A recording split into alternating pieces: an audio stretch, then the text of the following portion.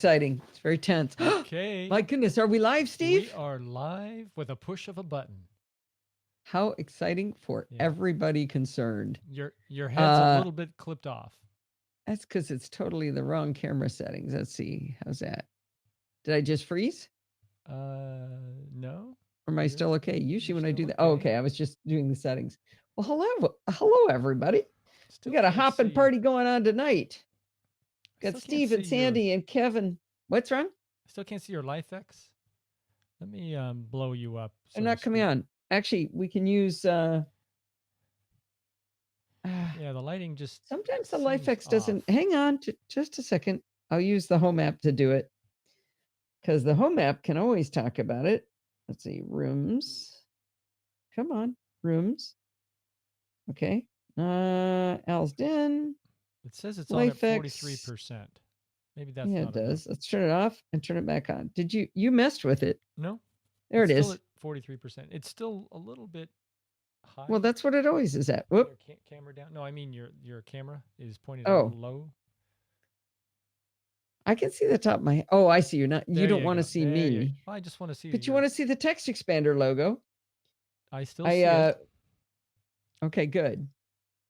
Ran into the text expander people eating lunch with the smile people, and I said, "Wow, I slept in my text expander shirt on Monday night and my smile shirt on, or in my one. Actually, it was 1Password smile. I slept in my smile shirt one night, and my text. I'll get it yet."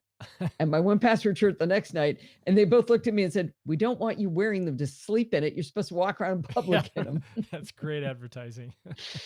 Okay, so Steve, if you would get a screenshot where you can see my text expander logo. Hold on. No. Do the whole live show. What? Do with you too. Put it. Oh. Okay, yeah. It'll be small. Just a sec. That's okay. Give me a moment. 3, 2, 1. All right. I had to beg for it. Was I covering the logo up? Let me look. You may need more wires plugged into you for looks tonight. A little off or something. Yeah, it looks good. I mean, the picture's fine. Okay, you want me to turn down? Yeah, I can tune me down. And there's no way for me to make this work. There's also some yellow going on. Oh my gosh. Maybe there's nothing I can do. I can't make this work. All right, just leave it. Here, I can go blue. That's too much. Ugh. I look sick. Okay, that's as good as you're going to get, okay? All right, we'll just leave it there. All right. I was doing roll call. We've got Steve and Sandy and Kevin. So the wing woman, wing man are in the house. We've got Ian Princena is here, and we got Dorothy, we got John, we got Rick. Rose is in. I think she's playing bot tonight, and TLI Mark is here. Hasn't been here in a while. I called him out of the blue, reminded him I was alive. Now he knows who I am. And Frank pulling up the rear, so to speak. Oh, I'm looking at a 2018 MacBook Pro 15-inch, good price than last year's. I get 16 gig internet, 500 gigabyte maximum. The upgrade, would you get 32 or 1 terabyte? 1 terabyte. I don't think the 2018 can take 32 gigs of RAM, Mark. So I think you have an easy decision. I think it was the 2019s that just flipped to being able to do 32. But I do everything I do right now. So I'm running this live show with about 15 applications, and with 16 gigs of memory. I will show you what my memory looks like in iStat menus. And you can see it's not even full. And I'm running, everything. That's my opinion. I'll let everybody weigh in. Yeah, Rick says get as much as you can afford of everything as a general statement, right? All right, let me make sure you can hear the music playback here, guys.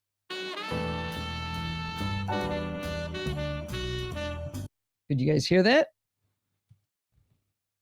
And Steve is staying silent because I tell him not to answer the Discord question. No sound. All righty. That means I've got Hindenburg set incorrectly. playback should go to.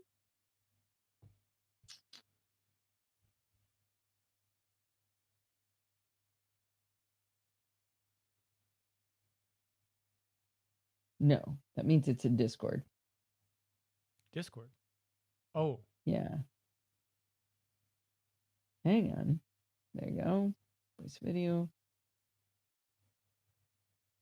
That should be set to YouTube Live input.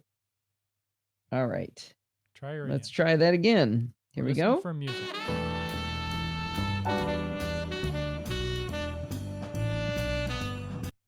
Could you use the music? Could you hear that, guys? Could you Heard it? Could you hear the Great. music? Thank you, Kevin. All right, I think we're ready to go. This is almost all me talking this time, so we better get going. 5:05. It is time to record muting Steve. Actually, Steve, you can mute yourself 2 different ways. You want to use your fancy new button? Muting now. I'm not muted. How did that work? That was amazing. Isn't that? It's a great cough button. Oh, sorry. thank goodness. There. All right, we're in silly moods today. Good moods. Auto botch. All right. Oh, Brett's here. Hey, Brett, are you going to the DTNS meetup on Wednesday? Because we are. You should go. That's the only time we ever see you. I don't think public beta is out yet, Ian, is it? No, it is not. No, I think it's just developer. Yep. All right, muting Steve. Hi, this is Allison Sheridan of the NosillaCast podcast, hosted at podfeet.com, a technology geek podcast with an ever so slight Apple bias. Today is Sunday, June 9th, 2019, and this is show number 735. This is going to be an action-packed show. I'm going to start with a story I totally forgot to include in the podcast last week, and that was my promise, how to get your Tesla repaired after an accident. I had it in the show notes last week, but an alert listener, and I'm so bummed I can't remember who. I think it was somebody on Twitter, and I haven't been able to find it. Anyway, told me that I totally forgot to actually record it. Anyway, then I want to tell you all about the AltConf that Steve and I attended, which is held during WWDC. And in it, I'm going to try to convince you that you should go next year. While we were at AltConf, we watched the WWDC keynote, and I'll give you some observations on it. I've sorted them into what got the most applause from developers in the room. Okay, I'm just, nothing's smooth right now. Anyway, then, but an alert listener, and I'm so bummed I can't remember who. This is going to be, okay, I'm just starting over. Okay, what is that? Not feeling it yet. Here we go. Hi, this is Allison Sheridan of the NosillaCast podcast, hosted at podfeet.com, a technology geek podcast with an ever so slight Apple bias. Today is Sunday, June 9th, 2019, and this is show number 735. Well, this is going to be an action-packed show. I'm going to start with a story I totally forgot to include in the podcast last week, and that was my promise, how to get your Tesla repaired after an accident bit. I had it in the show notes last week, and an alert listener, I'm so bummed I can't remember who it was, told me that I forgot to include it. Well, then I want to tell you about the AltConf Steve and I attended, which is held during WWDC. And in my conversation about it, I'm going to try to convince you that you should go next year. Well, at AltConf, we watched the WWDC keynote, and I'll give you some observations from that. I've sorted them into what got the most applause from developers that were in the room with us, what really tickled me, and what made me go, Anyway, then we'll take a break from listening to me, and we'll have an interview with Chris Chapman, Senior VP of Mac Stadium, telling us about their cool service. I'll be back after that to tell you about a second presentation we attended, the WWDC State of the Union, that's targeted more at developers than press and mainstream humans. Mainstream. Okay, did I forget something? Yeah, that comment, the things that made you go, Yeah. Was that an Easter egg? It reminded me of Will Ferrell doing Inside the Actors Studio of Nelson C. Riley. Nelson. George Nelson Riley? What's his name? Something Nelson Riley, whatever. We talked about him, I think, on the last show. Yeah. Why does he come up every week? Oh, Steve's got his Mac Stadium shirt on, so that's good. Thank you, Frank. Yeah, did we get that? Yeah, I got that at WWDC. Well, AltConf. Yeah. Mm-hmm. All right. Come on.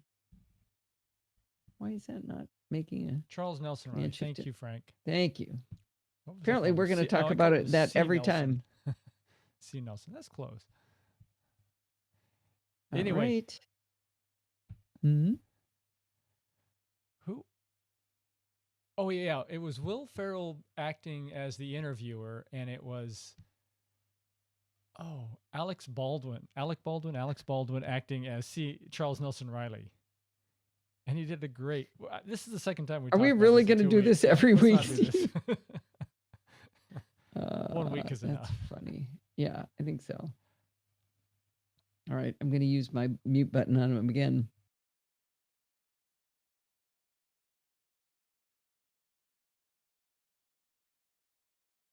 This week on Chit Chat Across the Pond, I've got a super fun interview with Slovenian tech podcaster and radio guy, Anže, I'll get it right, Anže Tomic. No, Tomic.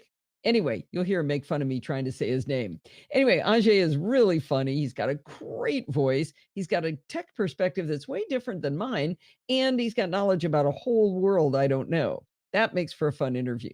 You can listen to this interview in your podcatcher of choice under the full Chit Chat Across the Pond feed or in the Chit Chat Across the Pond light feed. Or, of course, you can listen over at podfeed.com, where you'll find links to all of Anže's online presence. Go check it out. I promise you will find him as engaging as I did.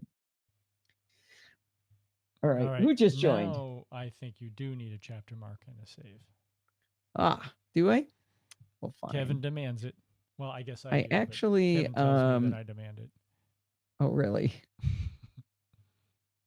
I did put one in, by the way, for Chit Chat. Why not? It's like I'm already there. Sure. If you got them, use them. What? That's like if you got them, smoke them? Right. I screwed up my... you don't care. No! No. That's wrong. I hope people appreciate these chapter marks. You guys use them? Tesla Tech. All right. Oh, Steve, can you do me a favor? I posted on Facebook the end of the story of how many days I was in. I've gotten to use my car. Can you grab those numbers? Okay. Before you start recording? Yeah. Hold on. Wonder where you could put them that I'd be able to read them real quickly. Maybe just put it into the copy that thing that I wrote and stick it into Discord. Okay. What are chapter marks? Are you kidding, Mark or John? Okay, he's just screwing around. Hey, John, are you going to MacStock? Do you want the entire post about the happiness factor and everything? No, just the math. That's fine. I do just skip Allison talking. Yeah, it's fine. Okay, muting you. If you managed to make it to the end of the show 2 weeks ago, you would have heard me say that my next installment of my Tesla Tech series would be on how to get body work done on a Model 3 when someone rear ends you when your car is 2 weeks old. Yeah, that happened. Steve and I were at a stoplight and the woman behind me was stopped. There was a line of cars also stopped to the right of us where their drivers were waiting to turn right. They got the opportunity to go and started to move, and the woman behind me did the thing that we've all done before, where we realized we weren't paying attention and we start to go because someone else does. I can totally see myself doing exactly what she did. Turns out this was the third time in 14 months that Steve and I have been rear-ended. And you know what? It's getting quite tiresome. The last time it happened was a hit and run, and we helped catch the guy, and he was convicted of felony hit and run, so at least that part was fun. Anyway, when this happened, Steve immediately took pictures with his phone of the woman behind us and her license plate before we moved off to a safe location to exchange information. Not that we were paranoid now at all. Anyway, she felt awful about it, and I will kick myself forever for the first thing I said to her, which was, "It's 2 weeks old." Like she needed to hear that. She was having a bad day. And, I had paper plates. So she probably figured out that it was, and it was just mean of me to rub salt in that wound. Anyway, she has insurance, so her company paid for all of the repairs, but it was still very sad to see my new baby with a scratched up bumper. I don't want this to be about all the sadness, but I did have a few tech things to share that we learned about the car. First of all, you'll run into trouble if you just tootle into the first collision repair shop you find, or even your favorite repair shop. It's likely it won't be a good experience. Since we've been rear ended multiple times, we have a place we finally found that does good body work and without wrecking something else previously undamaged on the car. We've had a lot of bad places that'll do that for you. Well, Tesla has a support page on Body Shop Support where they tell you where the authorized Tesla repair places are in your area. Tesla has their own shops, but the closest one to us is in San Jose, which is like a 5-hour drive from here. But they had several local shops that they authorized as well. Steve wrote to Tesla on their support address, bodyshopsupport@tesla.com, if you need to know it. Hopefully, you never will.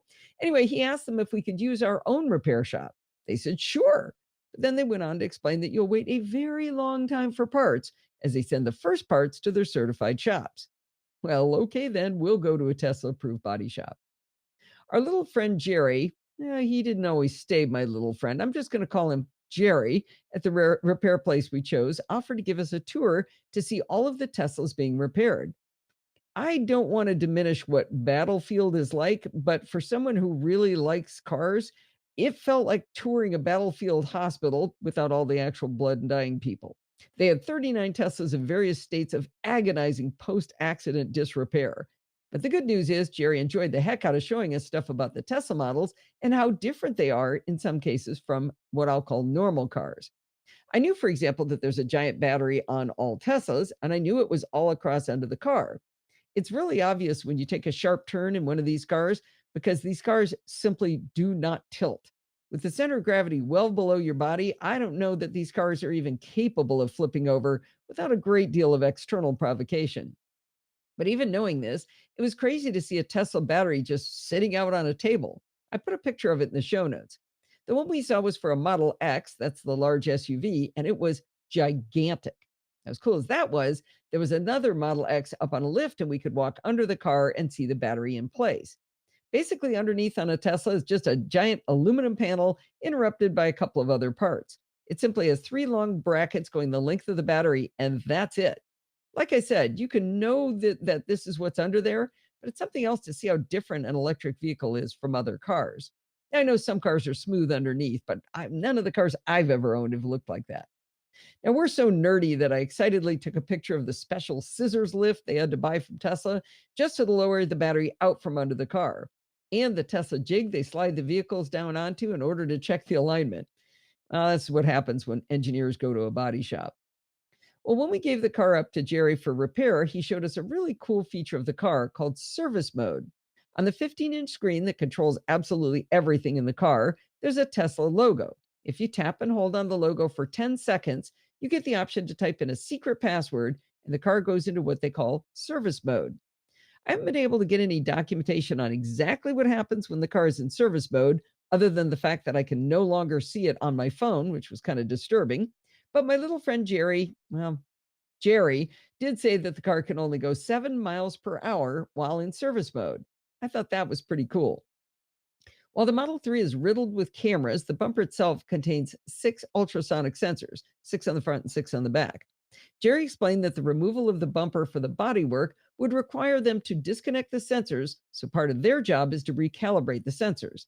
I think a lot of cars have those kind of sensors on it now, but I was always wondering what would a self-driving car do if it had been in an accident not repaired? Like imagine it's your front bumper and all of a sudden the car goes, "Whoa, there's something in front of me," but it's actually a bridge you're going under and it slams on the brakes. I mean, that would be a bad thing. So I think you have to get these cars repaired, even if you have a fender bender. So, anyway, my car is now back and complete. And I was a little annoyed because when we went to pick up the car, I discovered that it had a spot in it that was it kind of looked like wax, but maybe just a little bit of it was like whitish yellow. And I went to kind of chip it off with my fingernail and it didn't come off. And Jerry went to do it and he goes, "Oh, it's just wax." But wax chips right off. I know wax. I wax cars. I know what wax acts like, and that didn't act like it. So he said, oh, okay, well, we'll just wipe the car down. By the way, he had told me it was going to be wiped down. It was not. So anyway, they take the car away, they bring it back, and he's all proud of it. And I look, and now there's a gouge where they dug that little thing out of the paint. And while I was looking at it, I discovered another one. So Jerry goes, he gets the manager comes over and he says, oh, well, all paint jobs aren't perfect. And I said, yeah, but Jerry told me it would be perfect. Those are his exact words. So we started arguing about what perfect meant. And then the manager, finally, I said to the manager, I said, do you think this is acceptable? And he said, no, I do not. I said, then we don't need to argue about what perfect means. Anyway, the bottom line is the next day I got my car back. But I got to tell you, let's review this car. I had owned the car for 27 days. 12 of those, I got to drive it happily and undamaged. 4 of those days, the bumper was ruined, and 11 of those days, it was in the body shop, and 3 of those days, I couldn't drive it because we were waiting to get the new wheels put on. So that's not a real high percentage of time to get to drive the car, but I am now enjoying my new Tesla, and it's a lot of fun. I didn't put it in the show notes, but I do have a diagram that I put, or a photo that I took of the prices of what it costs to repair a Tesla in the body shop where we were. It's not. It's amazing how much more expensive it actually is to do the repairs. Let's see. I sent it to Kevin a few minutes ago. Paint and body repair on a regular car is $58 per hour. On a Tesla, it's $115 per hour. So it's pushing twice as much. Frame straightening, $85 per hour on a regular car, $115 on a Tesla. Anyway, the good news is the aluminum labor costs are exactly the same. Anyway, I won't go through all the prices. Those were the biggest differences that I saw.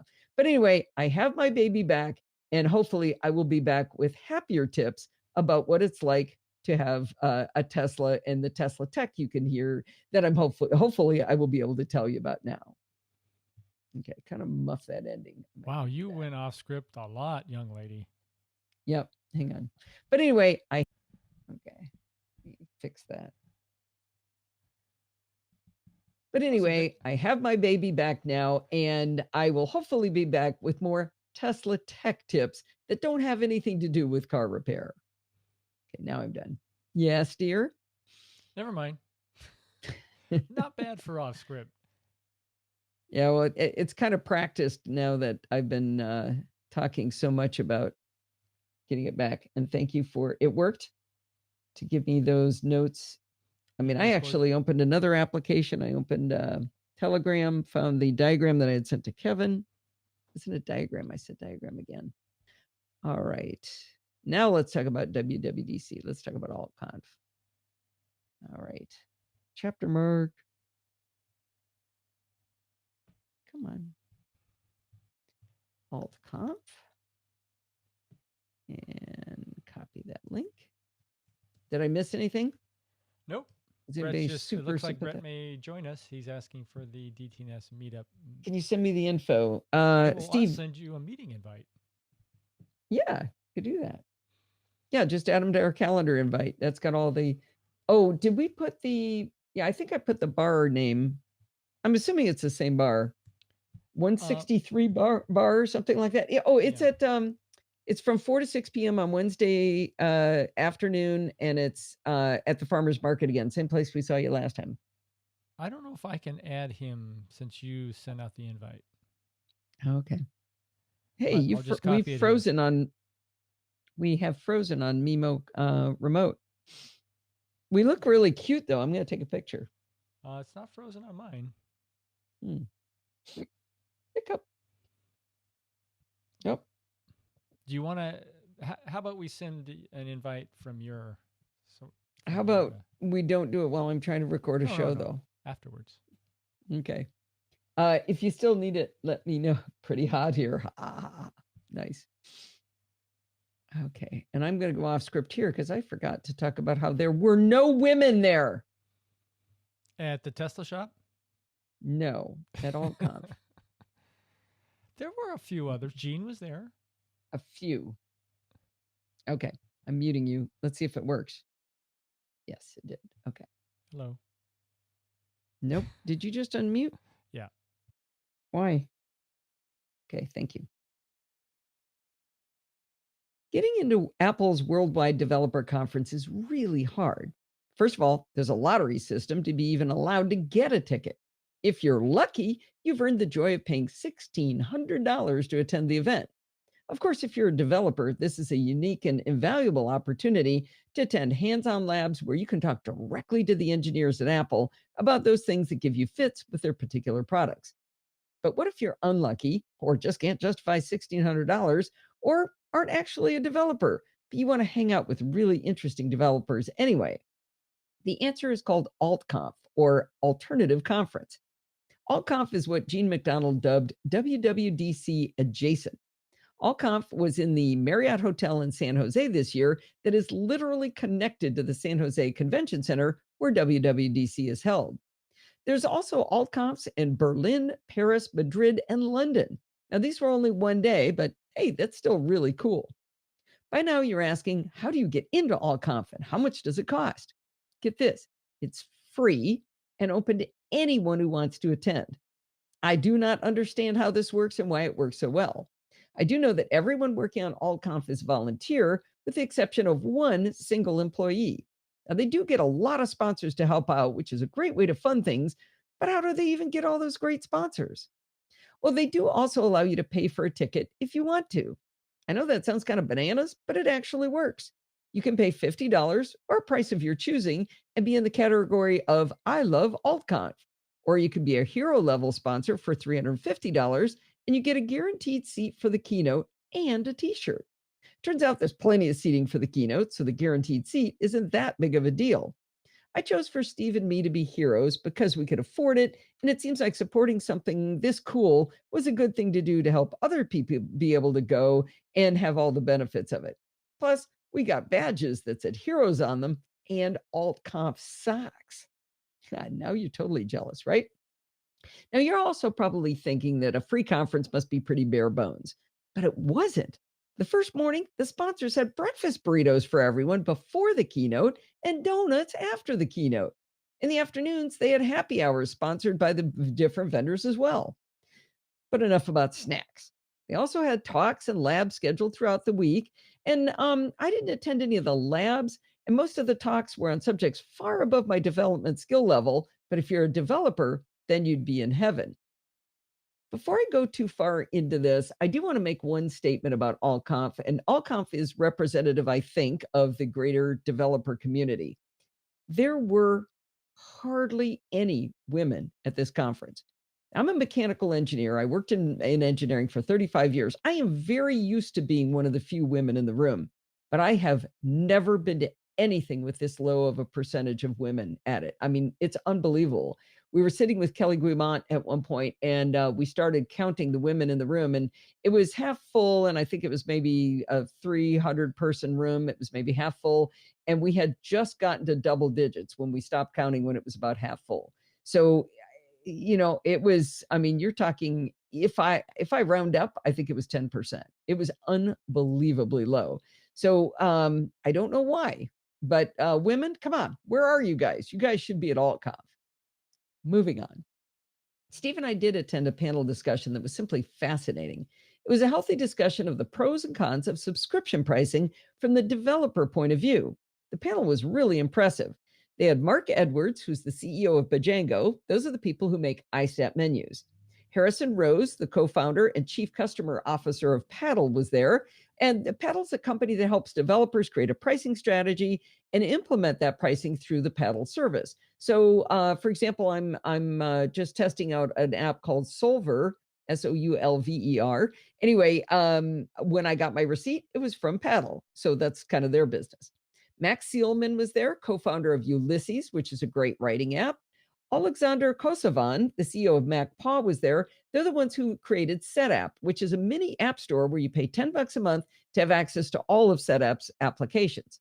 Finally, Denis Zhadanov from Readle, makers of SparkMail and other apps, was also there. The discussion was fascinating because their points of view were all over the map. No two of them had the same perspective. Mark Edwards of Bajango says they will never do a subscription service because, and I'm quoting here, we want our users to like us. Well, that spawned a whole discussion about how users feel about subscriptions. Mark did say that if you have a significant recurring cost to maintain a service, you pretty much have to have a subscription. For example, inside iStat menus, they have a module where you can have weather in their menu bar app. But if you choose to use it, Bojangles has to pay the weather service for that access. So inside iStat menus, which is not subscription based, you can opt into weather as a subscription if you so choose. Ulysses Max Steelman had a completely different perspective. He said that their decision to go subscription pricing was excellent for them and that he would never go back. He said that when they instituted the subscription service, they immediately lost all of their casual users, and that was just fine.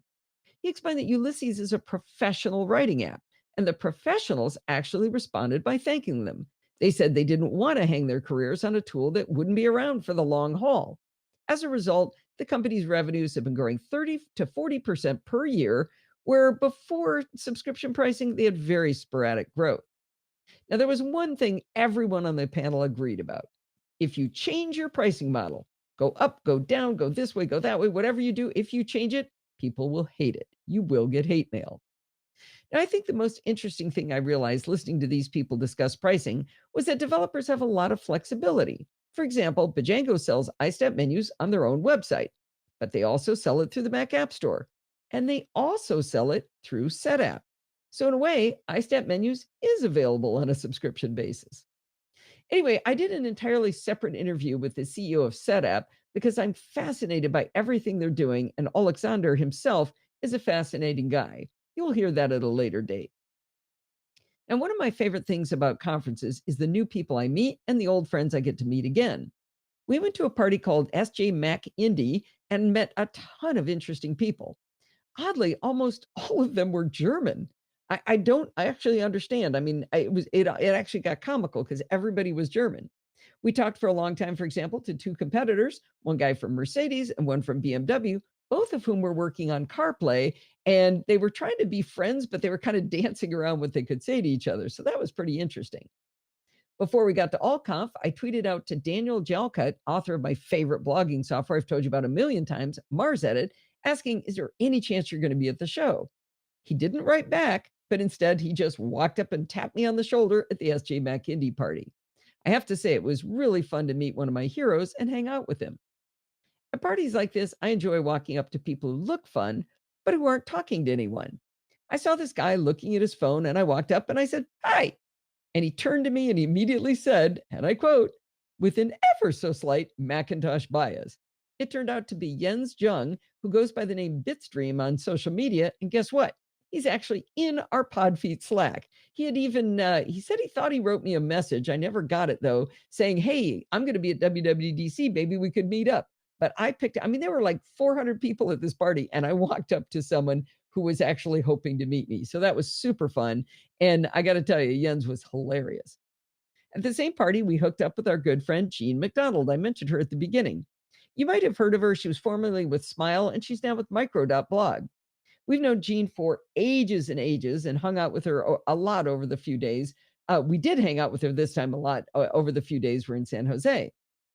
The three of us closed up the Mac Indie party, and so Daniel was there and a few other people. And Daniel suggested that we go meet up at a new place. So a big group of us just tootled down the streets of San Jose. While the tootling did not result in finding a place to hang out, we did run into a friend of Jean's, Craig Hockenberry.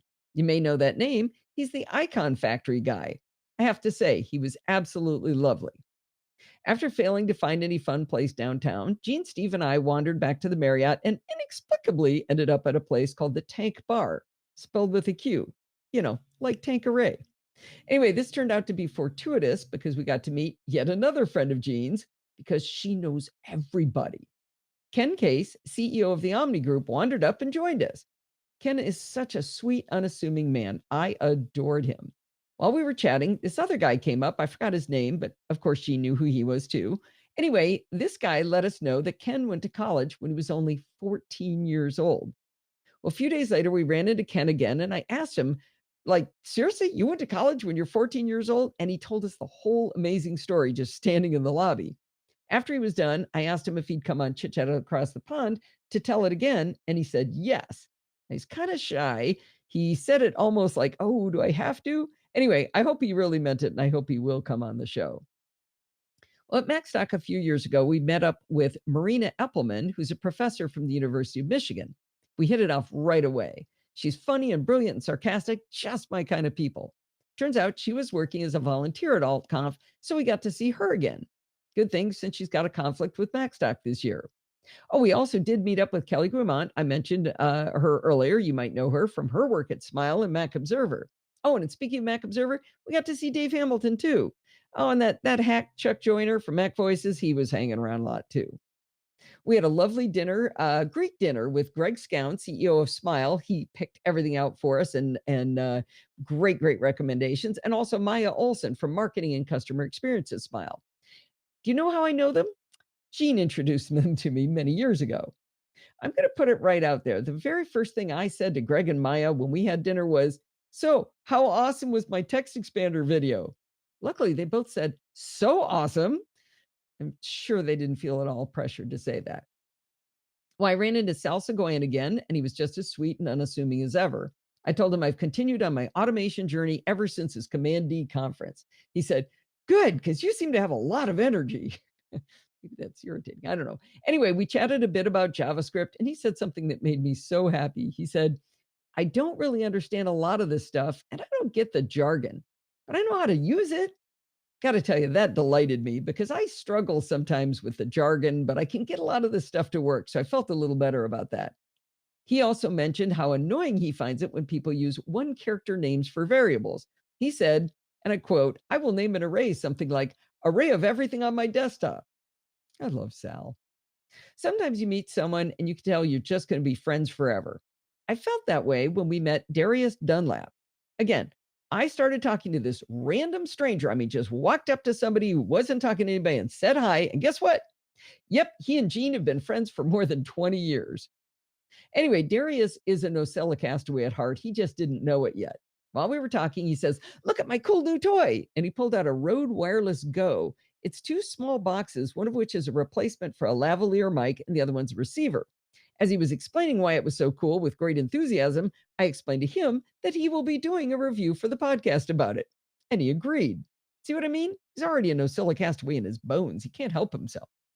Another chance encounter who oddly did not know Gene, but I didn't technically ask him if he knew Gene. Anyway, his name is Paul Garaki. I don't know what we're going to do together, but he's also a crazy Apple geek, so we'll do something fun at some point in the future. All right, here's a really good reason to go to AllConf. You can get your picture taken with Dave. Now, I don't know who Dave is, but the thing is, you get your picture taken with Dave. That's basically what you do. You get your picture taken with him, and you use the hashtag #PicsWithDave. They had a full-size cardboard cutout of Dave so you could pose with him. So Steve did it, and he posted with the hashtag #PicsWithDave. But wait, it gets more exciting than taking a picture with a cardboard person. The real Dave showed up at AllConf. So Steve posed with the real Dave in front of the cardboard Dave while holding his iPhone showing the picture of him with the cardboard Dave. It was epic. Nobody at WWDC could have done that. That was only at AllConf.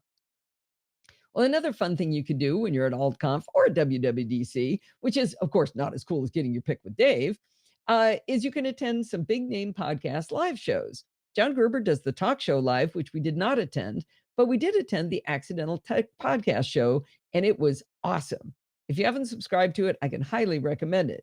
Stephen Getz turned me on to the ATP guys, so I went to the show just so Stephen could live vicariously through me. Marco Arment, Casey Liss, and John Syracuse were hilarious. Now, I really wanted to see ATP in person because I had no idea what they looked like, and I had trouble telling which voice was Casey's and which one was Marco. John's voice is unconfusable, but now I know the other two as well. I have to say, I think my favorite part was the end of the show when they played the theme song and the sold out 900-person theater sang along. It was a beautiful thing. I loved it. I thought I was the only one who sang along with the theme song. I loved it so much, I'm going to play it for you because I recorded it and it makes me so happy. Talk Show Live was great. Oh, I haven't gone back and listened to that. I definitely want to do that. This is a long one. This segment? So, yeah. Are you going to sing with it in real time here? Well, we can. You can. Would you like to? I Okay, will where is it? refrain. Did you? Oh, you didn't sing along because you don't know the show that well. I'm getting to know it, but I don't know the song well. Okay, here we go. Because I recorded it and it makes me so happy. You should follow them.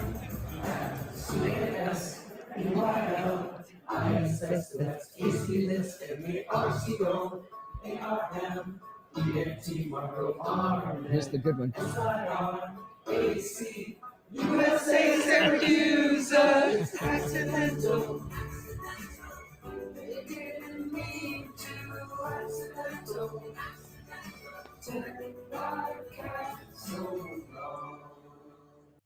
I know the last two words. USA or so long? So long. See how that cuts off.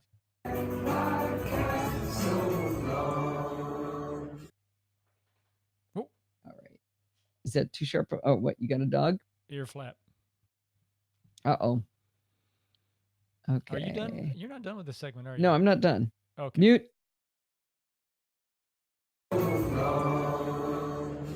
I don't know why that makes me so happy, but when they said USA, John Syracuse shook his arm in the air with victory. It was a lot of fun. Anyway, the very last night we were at AltConf, we had Gene over to our hotel room for what we have collectively always called our slumber party near the end of an event. What we do is Gene comes over and we all sitting around in our PJs and we drink wine in our hotel room and we talk about how much fun we've had at whatever event we're attending. As we were goofing around, I mentioned that I was super excited that I had found a Slovenian tech podcaster to interview. And you want to know what Gene says? Oh, you mean Ajay? Yeah, I'm going to see him in Slovenia this summer. Seriously. Bottom line is, if you can get yourself to San Jose next year, do it. Then figure out how to connect up with Gene McDonald and you will meet everyone. Or just do what I do and walk up to a stranger and say, hi, what do you do? I didn't read the last line. I like that ending a little better. That is a good way to meet people. All right. We got a lot more to go. I better speed up. You've got 2 more, right? 2 more segments? Oh, God, I've got a lot. Yeah. We might be holding glass a little late tonight. Yep. Well, I want to do all of this. So I think next... It'll get stale. It's getting hot in here. Do you need a dog? No, I don't. I don't need more heat. Okay, so I got to do... Let's see, that was... So the keynote next. Oh, man, this is going to be a long show. Yes, it will. Did I undercalculate this one? And I already said I was going to do that guy's interview. All right. I think this is WDC keynote.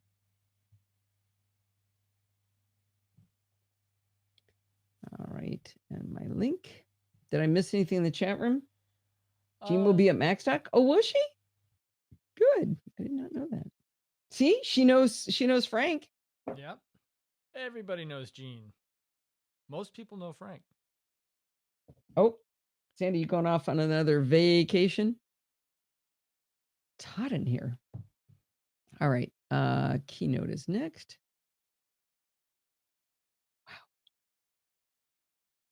Wow. Oh, you're doing some stuff there we need to see. Or some sleight of hand. A lot of blinking around. Yeah. All right.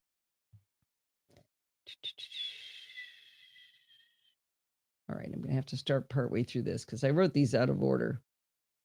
All right, muting Steve. I'm sure by now that you've either watched the WWDC keynote yourself or read the lowdown on every single little tiny thing that Apple announced. I don't want to talk about every little thing, but rather highlight some of the information I found interesting. Like I said up front, I've categorized my observations into 3 categories: things that got huge applause, things I found really cool, and things that made me go, Let's start with things that got a big reaction from the developers in the audience at AltConf.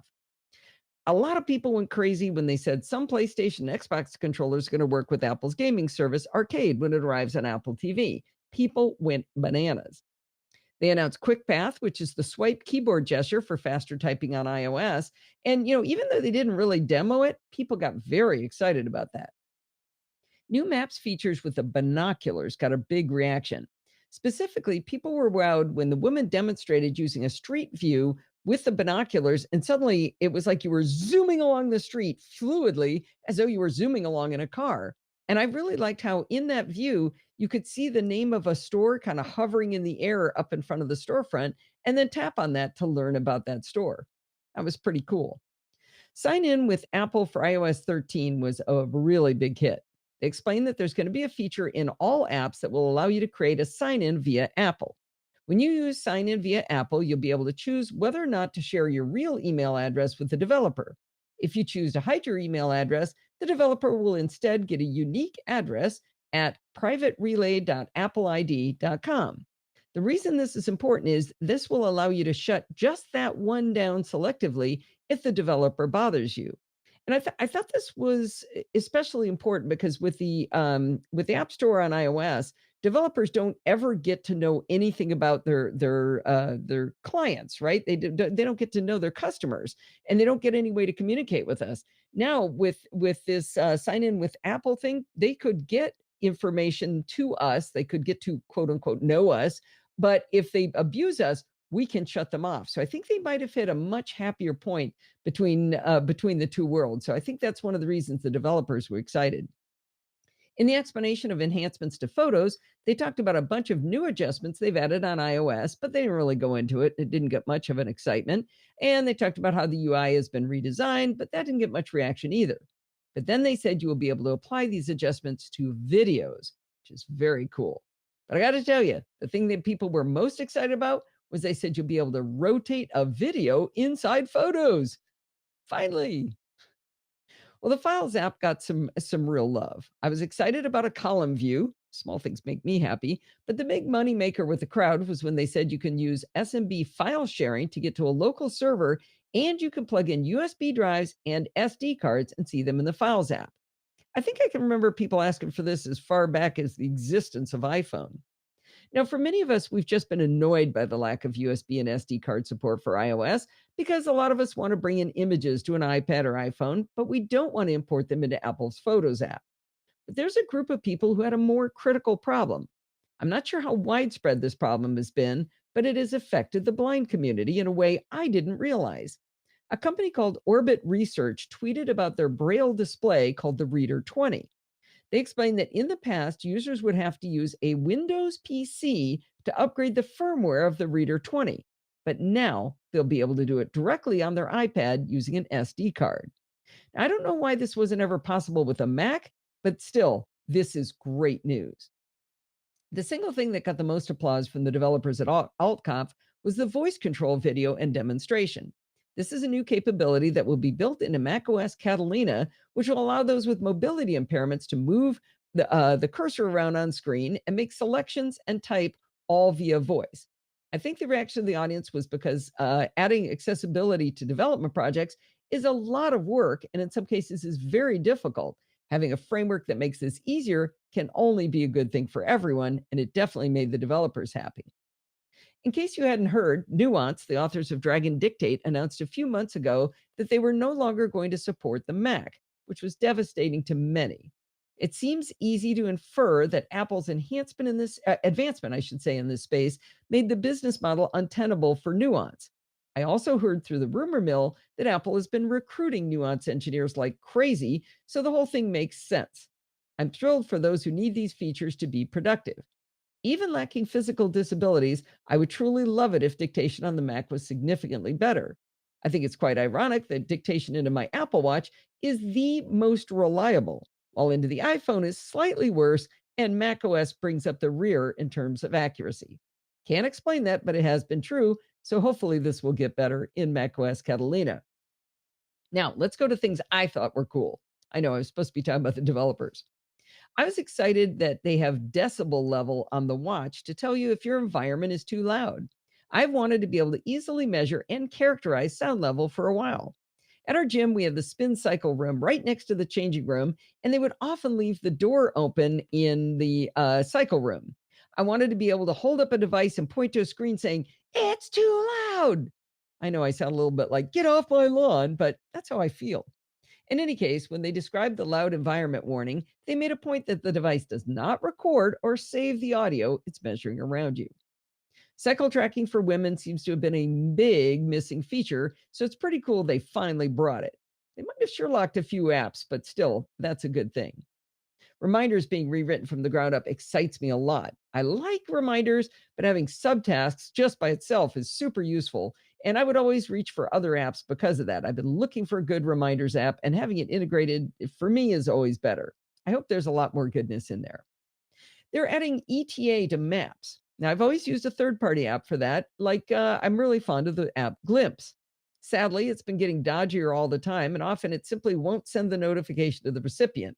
It'd be pretty swell to have this built into Apple Maps.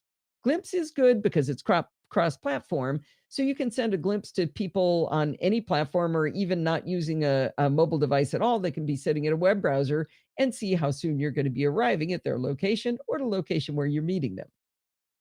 Now, some people thought it was dumb, but I thought the enhancements to Memoji were pretty fun. They made me think of some friends of mine who would definitely enjoy this. Kaylee, I'm looking at you. Anyway, the explanation of it was via video of two Memoji talking to each other as they changed their hair to blue, added modern glasses, changed lipstick and eyeshadow, and even put in tongue rings. More personality means more fun. Now, they also came out with Memoji stickers, which will be awesome. Now, surprisingly, they extended the Memoji stickers down to any device running an A9 or higher processor. And I think that's going to be really fun for people to be able to have those stickers at all different levels. Now, I inferred from the announcement that HomePod will be able to recognize different voices when they said that we'll be able to have more than one Apple ID attached to our HomePod. They didn't exactly say that, but I'm hopeful.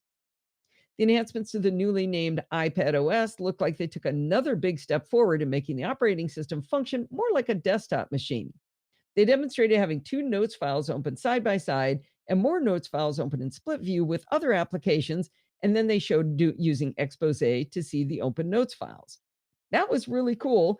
And I actually needed it during the keynote because I took all my notes from the keynote in notes and then I wanted to write them up and I had to use a second app to do it side by side. I would have done the full write up in notes if I could have done it side by side.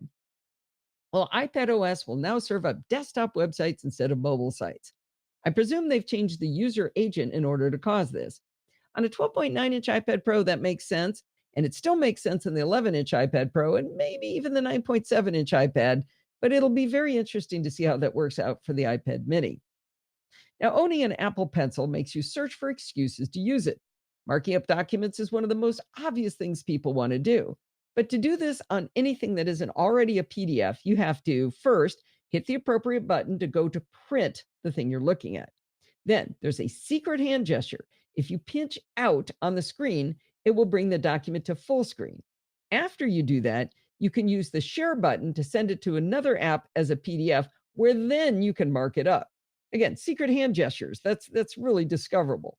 Now, though, in iPad OS, you're going to be able to simply swipe up from the corner of the screen with pencil and start marking it up. This is exactly what you would hope it could do. I really enjoyed Craig Federighi's presentation of the breakup of iTunes. He was hilarious because he said, "We've heard your requests. We know overwhelmingly you want us to put more things into iTunes." So he showed mock-ups of iTunes now containing calendar and photos and all these other things. He really leaned into everything that was wrong with iTunes. Now, I love there being a dedicated podcast app from Apple and Mac OS. That can only be good. Now, according to Jason Snell on Six Colors, the podcast app is written in Catalyst, which is the port things from from iOS over to the Mac software. That means, that could be a good thing, but I was figuring it would look really janky because of that. But Jason said it was indistinguishable from a native Mac app. In the keynote, they showed you how if you plug your phone in now, instead of launching iTunes or any other app automatically, which drives all of us bonkers, you will just see your iPhone attached as a device in the Finder. Actually, Craig said, "Watch what happens when we plug in a phone." Nothing. Everybody got all excited. Anyway, when you select it in the devices section, you'll see the familiar screen showing you how to sync your content. And I think that's fantastic. Now, I'm a big fan of Luna Display, the little hardware dongle that lets you use an iPad as a secondary display or even a primary display for a headless Mac Mini. I like it enough that I agreed to go to a happy hour sponsored by the Luna Display people in Los Angeles. The happy hour just happened to be a day or two after the rumors started to fly about Apple coming out with a competing technology called Sidecar. I asked the CEO, the founder, and the chief technology officer what they thought about this, and they expressed hope that the implementation by Apple would be a limited version of what they can do, and thereby helping to increase the overall market by letting people know this type of technology exists. Well, the rumors came true, and Apple did announce Sidecar.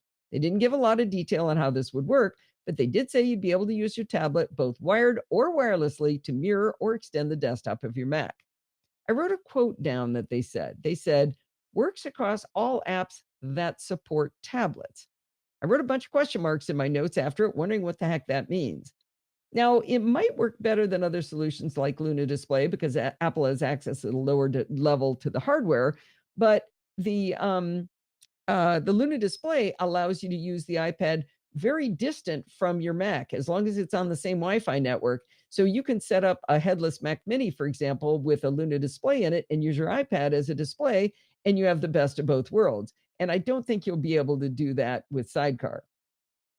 Now, on Apple's page all about macOS Catalina, as pointed out by Stephen Getz, it does say, bring the ease and precision of Apple Pencil to your favorite creative Mac apps with Sidecar. Use Apple Pencil to design in Illustrator, edit photos in Affinity Photo, or create 3D models in ZBrush. I love to see my favorite Affinity Photo up in lights like that. Didn't say Photoshop now, did it? Did say Illustrator, though. By the way, there was a footnote next to Sidecar in that sentence which said some gestures require Sidecar to enabled apps. So it might not be as seamless as Luna's display until the apps get up to speed. Apple announced that there's no longer Find My iPhone and Find Friends. They've been combined into simply Find My. I think that's an unfinished statement, but they didn't ask me before they named it. Anyway, that wasn't the cool part I wanted to highlight. The new thing I got excited about was that Find My would find your Mac even when it's offline. They explained that the Mac sends out a secure beacon that other phones and devices can see, and then somehow Apple can geolocate the device from that information. Not sure how these devices get roped into helping, though. That seems kind of weird. Anyway, if that works, it would be awesome. Finally, in the category of things that made me go, there was a lot of focus on Apple Watch apps.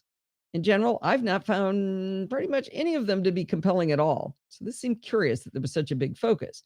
The big announcement was they're going to allow independent apps, meaning they won't require an iPhone app to function or be installed, and you're going to have the App Store on the Apple Watch. It seems really bizarre to me. I cannot picture that on the small screen.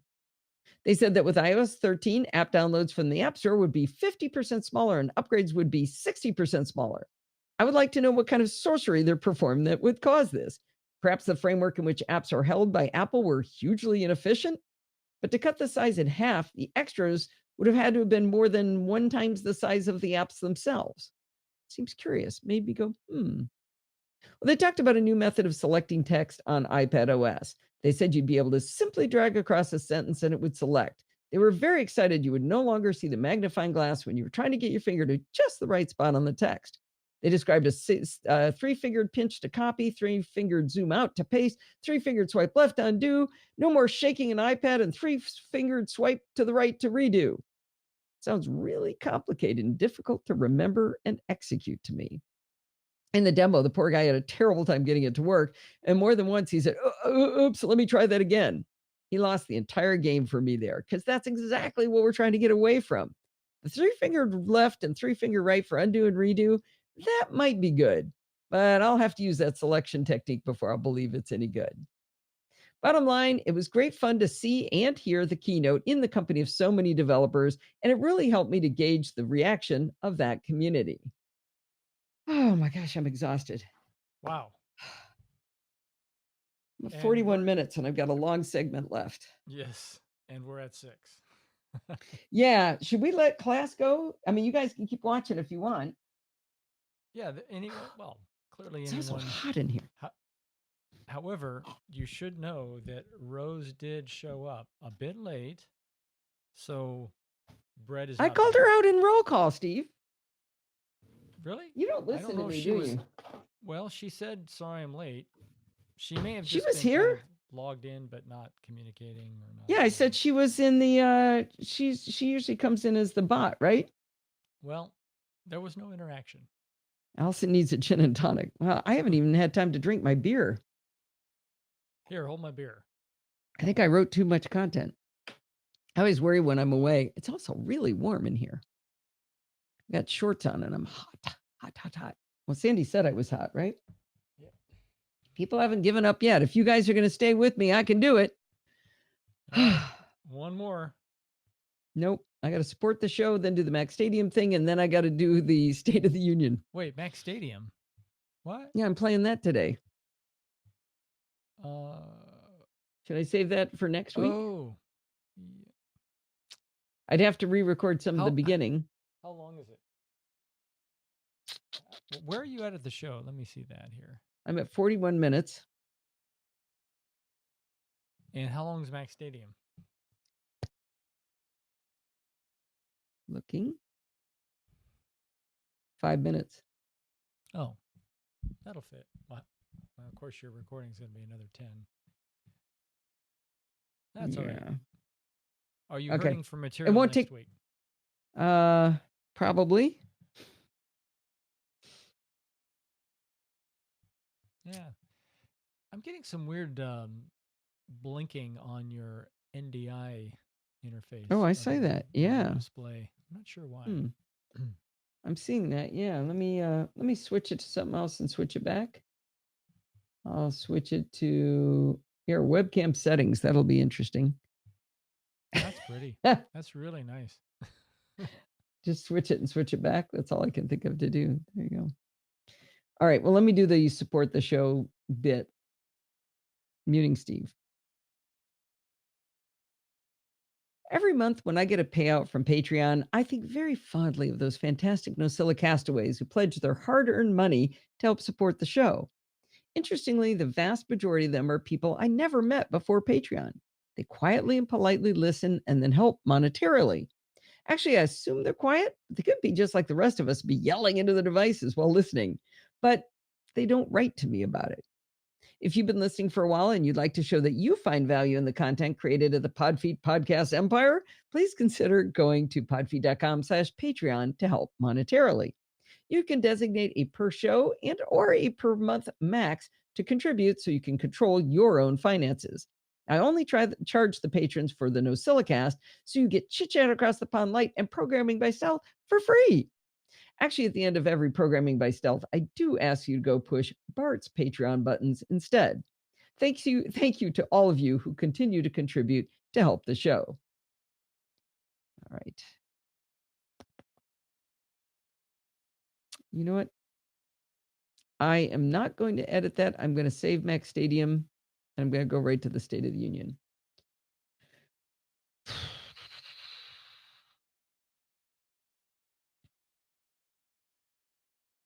All right. What are you doing? Memory of how it used to be done. Pledge break. Operator standing by. Well played. Yeah, that's funny. I'm gonna skip Mac Stadium. Okay, so right to State of the Union. Yeah. All right. All right. Sounds good. Oh, wait, I need to do chapter marks. Why didn't anybody tell me to do a chapter mark? Kevin left us a bit early, so I guess that's why. It's up to Rick. Rick, you're now in charge. All right. Make sure I change the show notes, though, or whoever it was that reminded me last time, they will remind me.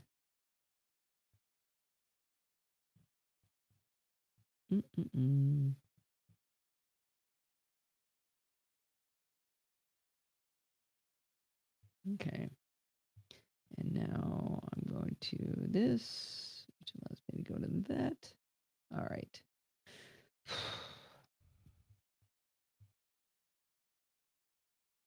Okay, that was funny just now. Frank over in the live chat room just wrote pledge break, and Rick said operator standing by. Anyway, you know what? I've been looking at the clock here, and I don't think we have time for the Mac Stadium interview. After all, we are going to do that next week because I want to talk to you about the State of the Union. The I'll get it yet. WWDC keynote was really interesting, and it's targeted towards the press and consumer. AllConf also streamed the State of the Union. I had no idea what to expect other than that it would be quite a bit more technically oriented. I was afraid it would be way over my head, but because of programming by stealth, I think I was well equipped to at least grasp why things were important. I thought I'd give you some highlights of what caught my attention. Apple has declared that going forward, apps submitted to the App Store will have to be adaptable to different sizes. Now, I think and I hope that means we won't see that stupid 2x view ever again on an iPad. I hope updates to existing apps will also have to be adaptable to all sizes too, because I want all of the 2x apps to go away. I have my settings such that if I buy an app on the iPhone, it will automatically download to my iPads. So I'm not sure I actively did that, and I'm not even sure I like it, but I've been too lazy to track down how it happens. In any case, the result is that I'll be on the iPad and I'll see an app. I'll go, oh, wow, that app is here. Oh, yay. And I'll tap on it only to discover it's a stupid iPhone only app. Anyway, I hope that's going to be fixed. They announced that you will now be able to add Swift packages to GitHub. I'm going to try to see if I can explain why this is cool and what it means. I'm sure I will incur the wrath of those who actually understand this, but at least I'll learn from those who correct me. In web development, the language we use is JavaScript. People write bits of code to solve a problem, and instead of hoarding that code, they often create JavaScript libraries and they post them on the service GitHub, which is now owned by Microsoft. JavaScript libraries are added to GitHub using something called the Node Package, or I'll get it yet, Node Package Manager, NPM. A developer can choose to make their packages freely downloadable, which makes the web a much cooler place than it would be otherwise. For example, just this last week, I downloaded a JavaScript library from GitHub that allows me to draw a vector graphic arc to demonstrate to the user of my web app their progress in guessing a number. When writing apps for iOS and for macOS and for iPadOS, the new hotness is Apple's Swift programming language. Developers write their Swift code inside Apple's development environment called Xcode. Apple has created the Swift Package Manager, which is just like the Node Package Manager, but it's for Swift, which now allows developers to package their Swift code and manage dependencies. This puts Swift on par with JavaScript, Java, Ruby, .NET, and Docker, and all of these languages will be available through the newly announced GitHub Package Registry. There, I hope I got that right. I did use a link from github.blog that explains some of this, so I was probably close to right. Anyway, what I think this means is that we're going to get more libraries written by more people sharing information, which makes everything better. In the State of the Union, Apple demonstrated writing Swift code inside the Xcode development environment, and a few things really blew my dress up.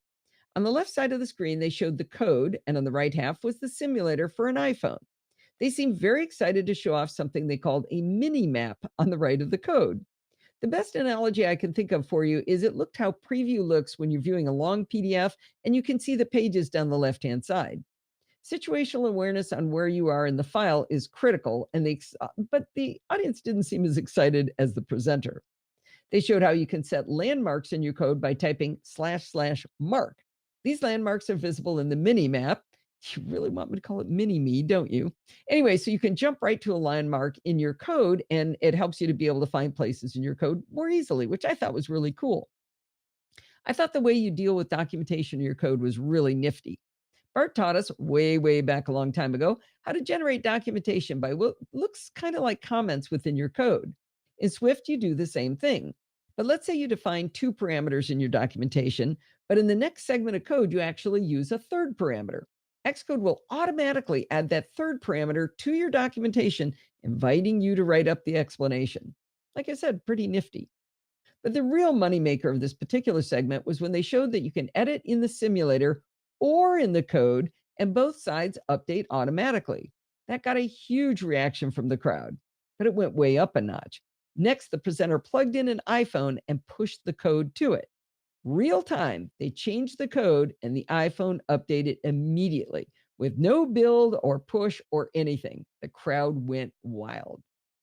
With macOS Catalina, Apple is introducing something called Driver Kit.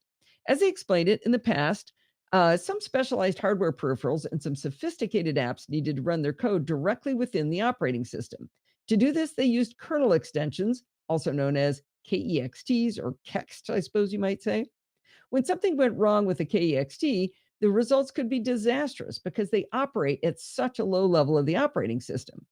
Well, with driver kit and user space system extensions, these programs will run separately from the operating system, so they cannot affect macOS if something goes belly up with them. I suspect this is a security improvement as well. Speaking of security, apps on the Mac will now have to ask permission to see key presses and to allow screen recordings. They will have to ask permission to access both desktop and documents. Now, there were many enhancements clearly designed to make life easier for developers. One example was the creation of PencilKit. This API, which stands for Application Programming Interface, will allow developers to add drawing functionality into their apps. We all want to justify purchasing an Apple Pencil, whether we've bought one already or not. So, this is great news. They showed how with PencilKit, developers will be able to allow the user to drag the drawing controls around on screen to a location of the user's choosing. Now, I'm not sure where I saw this next thing, so I'm just going to throw it in right here.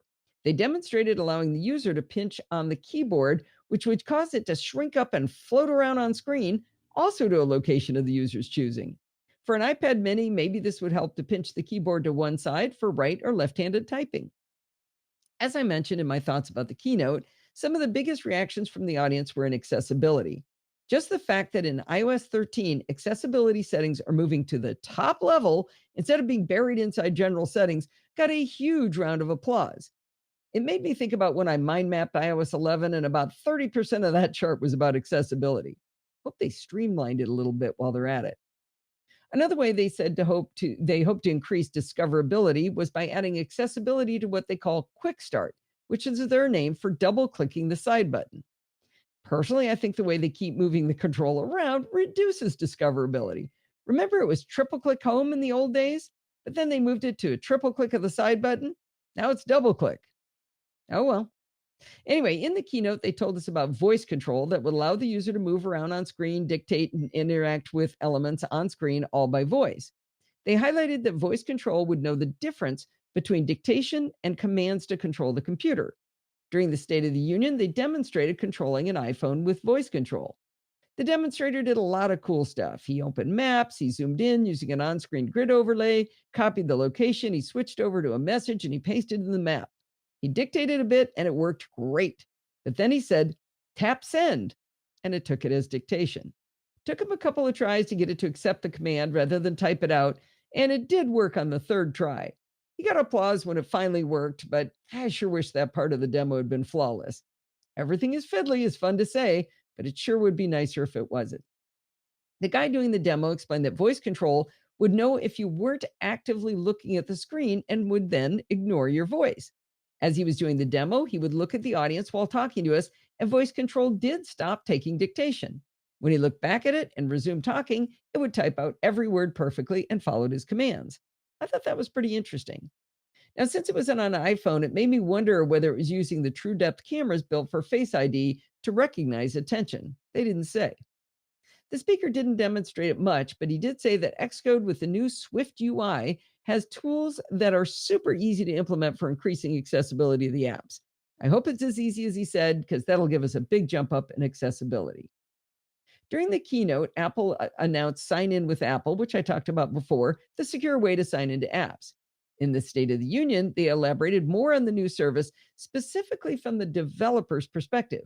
They explained that it was a simple API to set up in your app, which is good, which replaces your need to create a sign in service and to track logins yourself. They answered the question, why is this good for developers? Here's the list of their answers. They said it ensures more trust by your users. There's less confusion about why you even need them to log in. It's faster for a user to decide to use your app. How many times have you bailed on an app because you have to create a login? I have a lot of times. But if it was right there, sign in with Apple, boom, I'm in. I would keep going. Less friction is good. You don't have to do email verification as a developer because Apple has already verified the email address for you. Now, they said that users often create weird throwaway addresses, which cause you problems. Now, think about this as a developer, you don't have to store passwords or do password resets. That means you reduce your liability and you don't have all the work and everything of taking care of those passwords. That's really good for developers. They said that all Apple IDs using Sign In with Apple will have to have two-factor authentication enabled so their security is maintained in your app. They also described something they call Real User Indicator. They said the system will use on-device information to see if it's acting as expected when a real user is interacting with a device. Of course, Sign In with Apple works on all Apple devices, but it will also work on the web, so Android and Windows users will be able to use it.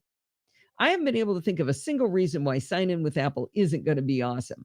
It's not a revolutionary idea, of course, but it could help solve a lot of problems for users and developers. And I was really glad to see that they had so many reasons it was good for developers, because that means they're going to want to put it into their apps.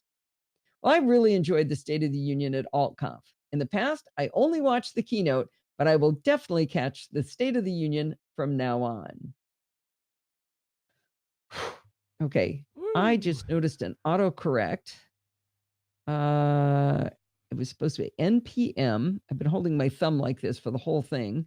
JavaScript NPM. There we go. And send that to the blog. Okay. So Rick, all right. Rick's Chapter doing mark his and job. save. Good job. Rick. Drag thing will not be updated. To do what? Which thing I was talking about? I think because some of these are 32-bit, and they have to move. So that's what you know. Okay. That's been the discussion the past couple. Oh, okay. Minutes. It wasn't about that. Okay. Yeah. That's too bad. Yeah. All right. A lot of Frank stuff is going bye-bye. Oh, bummer. All right. I'm going to mute Steve for the close it out. Right. Well, that was enough, I think, for this week. We're going to wind things up. Do not forget to send in your dumb questions, comments, and suggestions by emailing me at allison@podfeed.com. And you can follow me on Twitter @podfeed. Remember, everything good starts with podfeed.com. You really want to go become a Patreon? You could go to podfeed.com/Patreon. You want to join the friends we have over on Facebook? Podfeed.com/Facebook for our community there. Don't like Facebook? Want to go to Slack? We've got that too. Podfeed.com/Slack. And if you want to join the chat room at any time during one of the big events, we always hang out over in podfeed.com/chat. But that's usually mostly for the live show. If you want to join in the fun of the live show, head on over to podfeed.com/live on Sunday nights at 5 p.m. Pacific time and join the friendly and enthusiastic NosillaCastaways. Thanks for listening and stay subscribed. Man, I'm out of shape. I haven't had to talk that much in a long time. It's a wrap. You did it, Podfeed. 33 bits. All right. Well, I appreciate you guys hanging with us for late after class. I think we should officially call it, Steve. We should. Tell me when you want to cut this stream. Bye, Rose, if you're still here. Bye-bye. We're cut. Okay. Oh. Okay. I am hanging up Discord. Some of them stayed with us. That's good.